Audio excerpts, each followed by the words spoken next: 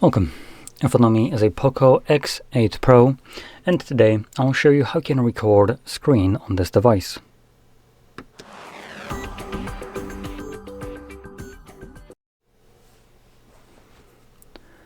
So, to get started, you will want to swipe down from the top right side of your screen, which will bring down your toggles, and somewhere in here you will be looking for your screen recording toggle, which might not be added by default because, well, I don't see it.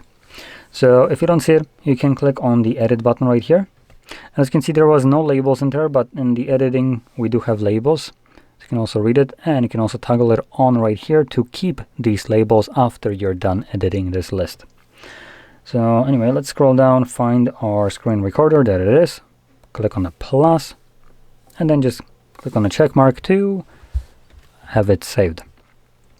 Now once you see it in this list right here, first time around I recommend holding it. This will quickly take you to the settings where you will be able to customize the quality of your recording. Now one of the first thing, we have the resolution, which is already set to the highest one. That's good. You don't want to lower it. Keep it as it is. This will get you a nice sharper image. Next we have a video quality in megabits per second. It's set to 16. This is going to be generally okay. But if you want to, you can push it to the second higher option, which is the 24 megabits. Now, to explain this quickly, this basically actually defines the quality of the recording. Resolution sets the just general resolution of the recording, but even though you might have a high resolution, the recording might look very pixelated, very kind of weird with a low enough bitrate. 16 to 24 seems like a great option, even when you increase the frame rate. Anything above that, I personally find as a diminishing return. And you don't want to crank it up all the way to the top just because you can. As you can see, you can go even to 100. As literally, basically, in this case, like with the highest one, I think every second would be 100 megabytes of space on your device, or something along those lines. So this actually defines how much space is taken from your device per a single second of recording. The higher you go, the more space you will take for the same length, which obviously once you approach a specific point of quality where you don't see any kind of gains from it, there's no point pushing it further. You're not getting anything out of it anymore. So like I said, diminishing returns at that point. And I find it that anything above 24, I generally can't tell the difference, though I have never actually personally checked out any kind of screen recordings like this on a big ass TV to see if maybe on 65 inches I can maybe spot some difference. Typically what you will notice though, when recording this and doing it at a low bit rate, I'm actually going to demonstrate it, is when you start recording, let's go back in here. Gonna begin, and keep in mind right here everything looks super sharp. Even in motion this looks fine. There's nothing wrong with it.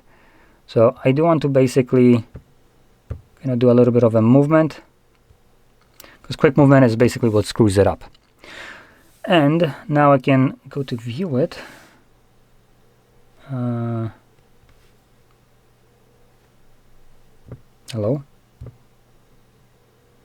There we go.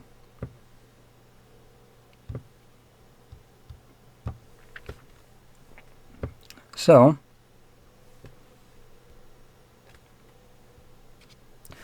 now when I zoom in, you can start to see the problem. So this is kind of hard to maybe spot on the recording. So this is visible normally to me, and maybe if I bring it up closer, God, it's kind of hard. Hopefully you can see this, but for instance, do you see this weird stuff around the right here, the notification that I have one message, right? Or one notification. There's like this weird in the blue area artifacting. And this is not what you're supposed to be seeing. There is just straight up a block around it that looks like a mixture of multiple colors and so on. And you can see this all throughout, for instance, around specifically text. Let me see if maybe I want to increase brightness. Will that make a difference? So I don't know, this should be visible. You can see there's like a literal black around the text right here, and the letters themselves look very kind of fuzzy in a way, like around the edges. Has a lot of weird things happening. This is going to be primarily visible in motion, and because when you stop moving the image, see, actually talking about this, this looks freaking horrendous right here. This looks awful.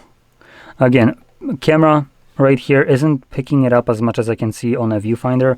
This looks to camera a bit more subtle than it does in person looking at this. This is just straight like gallery.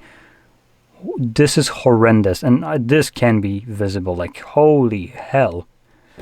So even when this is just looking very glitchy like so, when the image stops moving, so maybe like right here, you can zoom in, there's still a little bit of wonkiness happening to it, but it's much less. And when the image stops moving completely for like several seconds, this actually just catches up and then starts to look sharper and sharper. So that's kind of what bitrate will do to your image, and no matter what the resolution of it is, this is just kind of generally going to be the effect of it. So I find, like I was mentioning before, 24 is going to be probably what you're looking for to remove this kind of artifacting look. And moving on to the next option, we have orientation, which we have 3 options: auto, portrait, and landscape. Now you can use auto. It's a decent enough option, but if you're planning to use auto, make sure you start recording in an orientation that you will be viewing specific content that you actually want to record that is going to be in.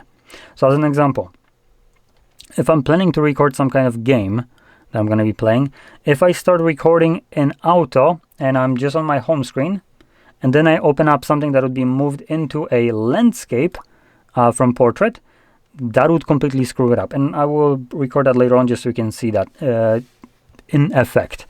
But if you're planning to do that kind of thing where you're switching between orientations, and for instance, I don't know, game is the one that you're going to be focusing on, then maybe set it that it's permanently locked to landscape instead of portrait. This will remove a little bit of headache later on when you spend time, I don't know, maybe recording some kind of gameplay, just so you can view it and realize that you have black bars on top and bottom of your recording that are absolutely massive. Next we have sound source. We have none, microphone, system, or both. If you're planning to ever use both, do make sure you use some kind of headphones or just turn down the music right here. As what will happen is when system sound is being recorded, it's being recorded internally, then it's get passed through the speakers, at which point microphone might pick it up through those speakers and record it the second time, creating an unwanted echo effect. And lastly, we have the frame rate. Now we have several different options in here, but I would generally recommend selecting 60. This gets you this nice buttery smoothness, at least for recording purposes, and anything above that would be visible to you if you're watching this on a phone, but not so much if you're planning to use this footage, for instance, on YouTube, Instagram, or anywhere else, as it will be automatically turned down from 90 to 60 again. So it kind of, defeats the purpose. Now we have a couple of toggles right here, like lock screen to end recording, show touch gestures, which will enable just so you can see how that looks like, and show button tops. So now that we're going to begin recording, I will be showing a couple different things in here while on that recording. So let's begin. I'm going to click right here. And again, I'm going to do the same thing as I did before, so we can check out as a zoom again. Additionally, let's open up a game. So you will be able to see that this is in landscape now. So there we go. I'm not going to let it load, it doesn't really matter that much. And one last thing that I want to show is something like this. Now, let's try that again. There we go. And you can see there's content visible right here, and so on. This will be important in a moment. Now once you're done recording, you can click right over here, stop the recording with the square, and this will automatically save it to your gallery application like I opened up before. And in the gallery application, you can navigate to the second tab right here, screenshots and screen recordings album. Make sure you click on the screen recording tab, and here it is. So first, let's check out, let's see, come on, play the... As you can see, this is much cleaner. Even in, this was literally paused in motion, and this is sharp. Now it's not perfect, there's still just a tiny bit of stuff happening, but I am zooming it in. Like, this is just zoomed the hell in. In this kind of position, I can't tell that there is something happening here. It all looks freaking sharp. So anyway, that's one thing. Next will be the game. So you can see that right now when I open this up, you will begin to have black bars here and here. And let me move it into a different orientation so this becomes a little bit more apparent how it looks like. So just to move it just a titsy bit before. So you can see here is just the normal one. We have black bars on each side, right? And this stays this way, or the orientation is still the same. So the full screen image is now basically being placed sideways on the screen. So you have black bars at the bottom here and here. So like I said, when you're planning to record any kind of game-like game content, make sure you start recording in already a landscape mode, so this kind of thing doesn't happen to you. And lastly is this.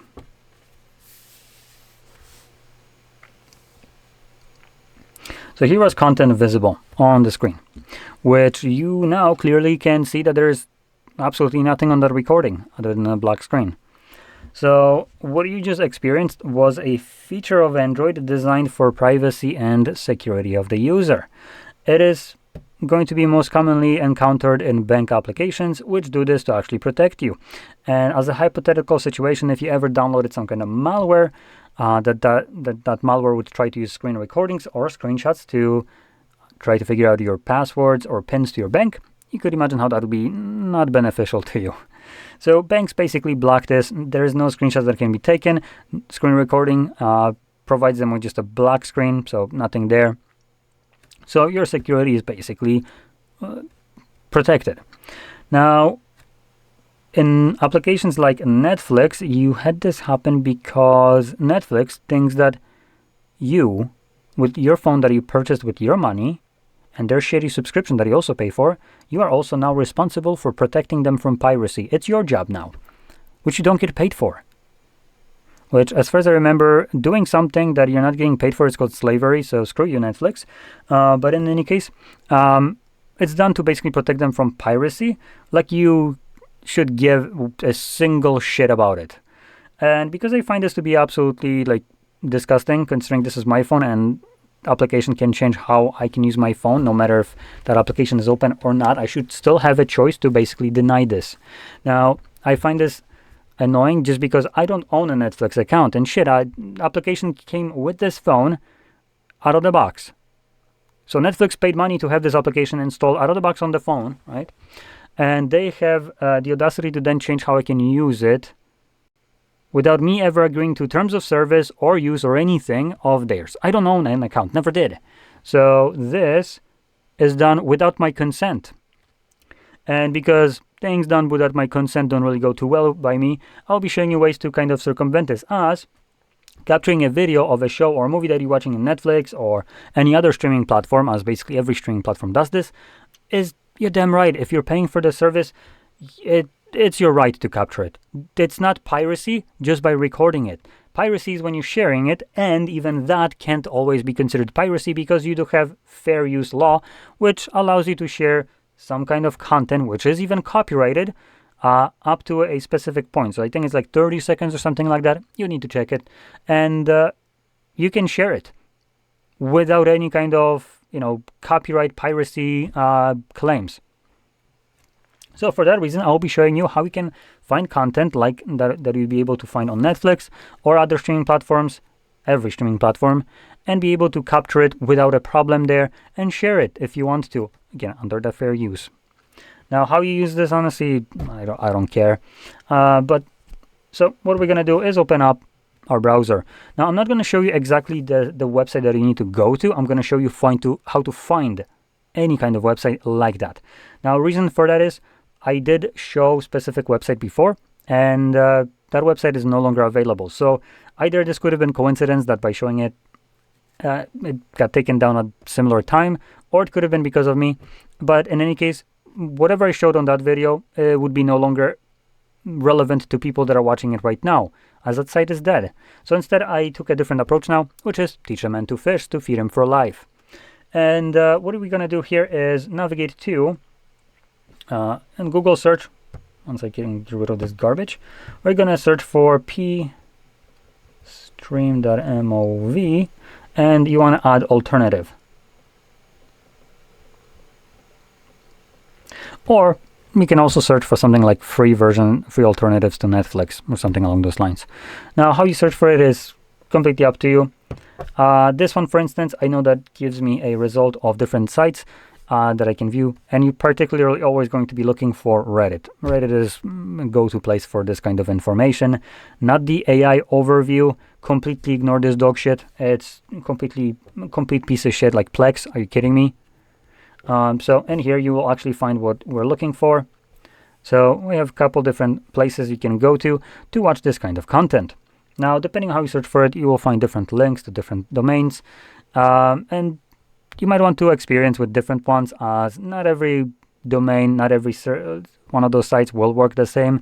Some of them might have annoying ads, which obviously if you're trying to skip shittification, having a shitty ads defeats the purpose of it. Now, because whatever you'll find will be running on a browser, you don't need any kind of account to access this and watch anything. You can just open it up on any browser, view it from there, and browser don't block screen recordings or screenshots, so you can record or capture whatever you want, and then just close the browser and move on. So there we go. That's about everything that I had to say about it, and I hope you did find this video helpful. And if you did, don't forget to hit like, subscribe, and thanks for watching.